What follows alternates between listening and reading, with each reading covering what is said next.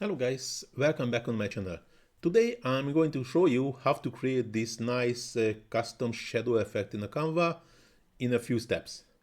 But before we dive into the tutorial, I have a quick favor to ask. If you like my content and find it valuable, please take a moment to hit the small like button and subscribe to my channel. It really helps to keep creating content for you. Thanks, and now let's get started. So, I already opened a new page, changing the background to the same color. Why not? Go into the elements, add the image, and as you can see on this image, there is already a nice shadow. But if you would like to use this image but with a different background, using the background remover, as you can see, we're losing all the shadows also. Just increasing the size a bit again. Of course, we can still use the edit function, going to the shadows and adding glow, drop shadow, outline, angle, the page, curve, or backdrop. But those are also nice, but not always working perfectly or as we want, and maybe for small angles not the perfect.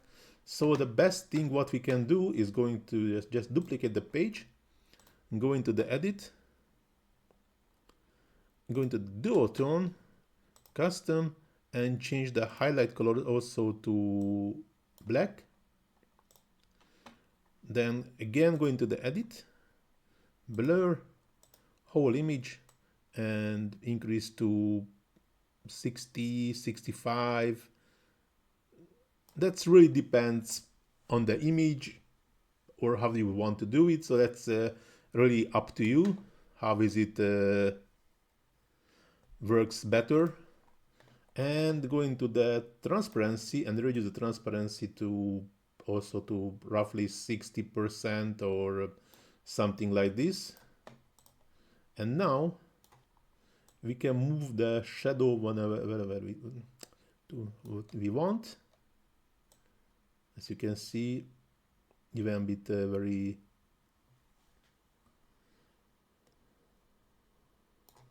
wide angles, but we also have to taking care about this portion. So if it's moving up, that will be not the nicest one, but still moving down is a bit better.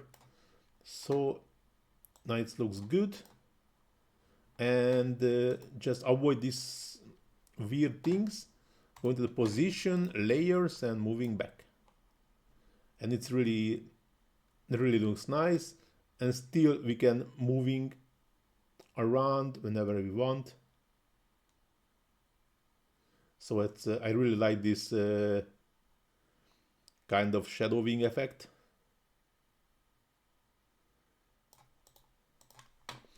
And we have created a perfect shadow behind the original image.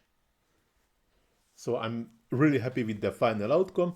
Hope so you are also like it. And if you really like it, please do not forget to hit the small like button, subscribe to my channel, leave a comment in the comment section. This is also helping me to growing in the algorithm. And of course, if you're struggling anything in a Canva, let me know and I'll try to answer as soon as possible.